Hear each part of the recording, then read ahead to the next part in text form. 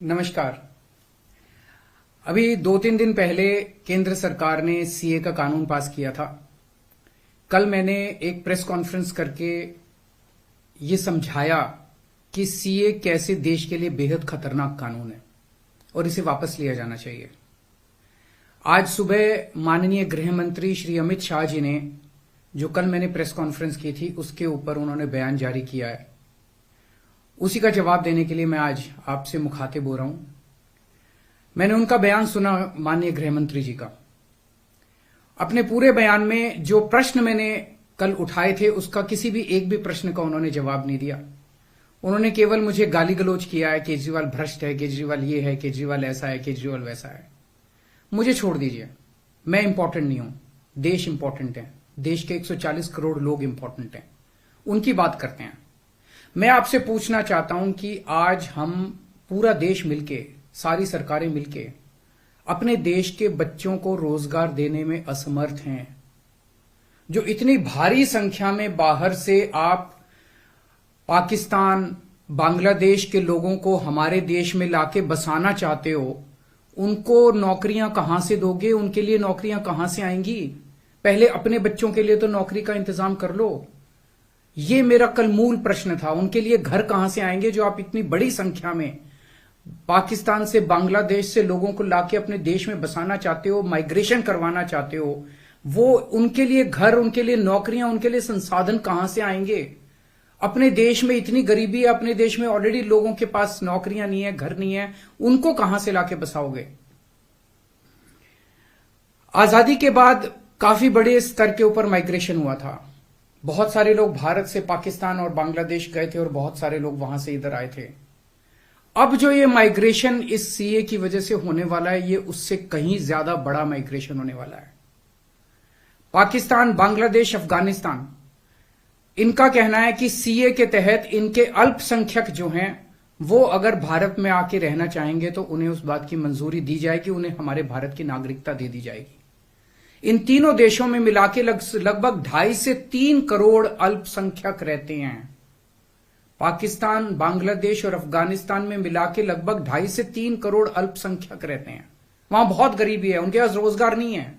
भारत में आना और भारत की नागरिकता मिलना उनके लिए तो बहुत बड़े सपने की तरह है। और अगर हमने भारत के दरवाजे खोल दिए, इतनी बड़ी संख्या में लोग आने वाले हैं जिसकी हम कल्पना भी नहीं कर सकते। इन 2.5-3 करोड़ लोगों में से अगर 1-1.5 करोड़ लोग भी आ गए तो कहां बसाया जाएगा उनको? क्या करेंगे उनका? यह मेरा प्रश्न था माननीय गृह मंत्री जी, जिसका जवाब आपने नहीं दिया। आपका यह कहना है कि 2014 से पहले के लोगों को, जो आ चुके 2014 से पहले, उनको बसाया जाएगा। मैं आपसे पूछना चाहता हूं, 2014 के बाद आना बंद हो गया? 2014 के बाद भी आ रहे हैं, अभी तक आ रहे हैं, रोज आ रहे हैं। तो अभी तक 2000 जो इलीगल माइग्रेंट आते थे, जो घुसपैठिए हमारे देश के अंदर आते थे, वो डरते थे कि अगर आ गए तो हमें निकाल देंगे, हमें पकड़ लेंगे, हमें जेल में डाल देंगे। उन्हें डर रहता था क्योंकि वो इलीगल थे। अब आप ये कानून लाके उनको लीगल बना रहे हो, अब उनका डर खत्म हो जाएगा। पूरे तीनों देशों के अंदर अब मैसेज ये है कि भारत सरकार अब जो है इन तीनों देशों के घुसपैठियों को लीगल करने जा रही है।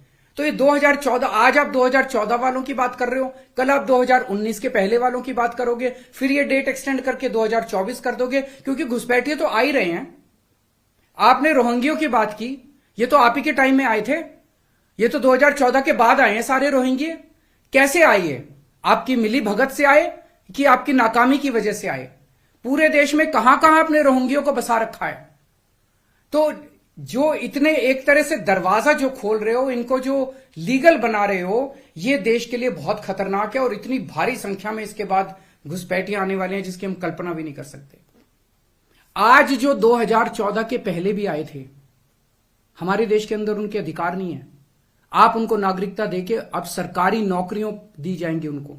पाकिस्तान से आए हुए घुसपैठियों को हमारे देश के अंदर अब सरकारी नौकरियां दोगे आप, उनको उनके राशन कार्ड बनाएंगे हम लोग। आज दिल्ली के अंदर 72 लाख लोगों के राशन कार्ड हैं, वो कम पड़ते हैं। हम बार बार केंद्र सरकार को लिखते हैं, भाई हमारे दिल्ली के अंदर गरीब ज्यादा है, राशन कार्ड बढ़ाने की इजाजत दो। उनके राशन कार्ड बढ़ाने की इजाजत नहीं देते और पाकिस्तान से लाके उनके राशन कार्ड बनाओगे आप, पाकिस्तान और बांग्लादेश के लोगों का। ये तो सही नहीं है। हमारे देश के लोगों के अधिकार मार के आप उनके लोगों को अधिकार दे रहे हो। सरकारी पैसा हमारा पैसा है। सरकारी पैसा 140 करोड़ लोगों का पैसा है, हमारे टैक्स का पैसा है। पाकिस्तानियों ने टैक्स नहीं दिया, बांग्लादेश के लोगों ने टैक्स नहीं दिया, इस देश के लोगों ने टैक्स दिया।